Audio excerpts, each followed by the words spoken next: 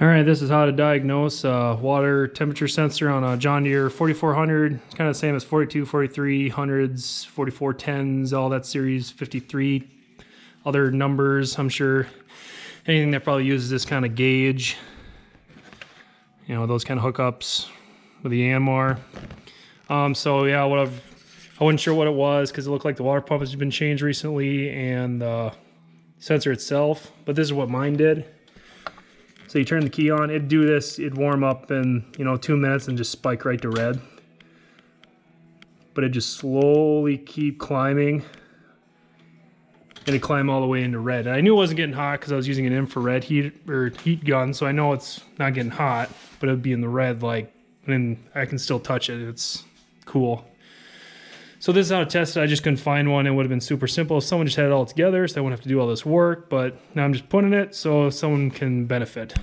So, like I said, either it can go up slowly, it can go up a little quicker. It just depends if it's the gauge or the sender or there's a loose wire or there's a ground. So, with this, I got the service book here and the range.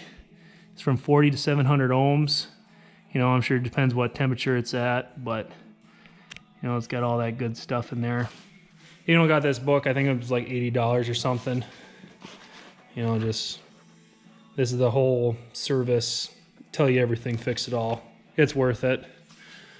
I'm sure everyone tells everyone that. So, to make sure the sensor's fine, like I said, it's supposed to be, I'm going to do this all in one take, so I'm sure it's going to take long because my brother doesn't want to edit it, so I don't blame him. But so you put on ohms, 2000, that's what I got it at right now. Put one on the terminal and one on the body. Can't really mess it up. And it's at 700 ohms.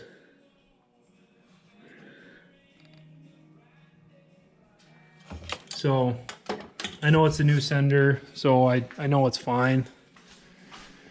But yeah, it says 40 to 700. That's kind of odd. Well, it was at like 400, but anyways, I knew it was good. I bought a new one. They're like 30 bucks, so didn't even do that. So the next thing, you want to make sure that you don't have a short in your line. So what I did, the one going to the gauge is this white wire. It's in the top left corner right here.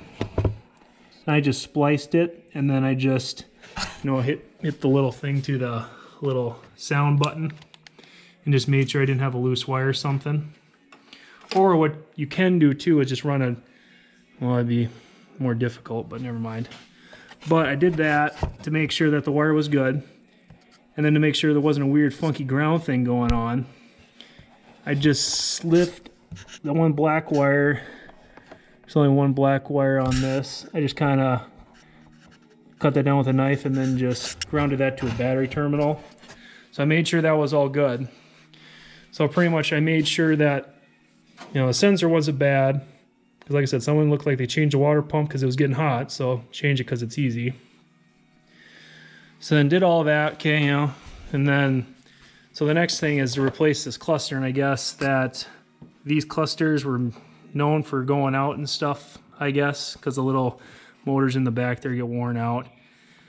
So people it's common wear, I guess, but what's your test for this? Because I just kept looking all over, and some you got here and there, so pretty much, yeah, you check your sensor. If not, just buy a new one. Make sure your line going to it is open, and you can check the wires too. I think I did that too. Make sure that there's not a wear. Shorten it out. Make sure your ground's strong, so that's why I just jumped that to a battery, making sure that's strong. So then you pretty much isolate your problem to the cluster. And like I said, it'd suck if you replaced and it still did the gauge thing and jumped over. And because then if you ground it out too, you can do this.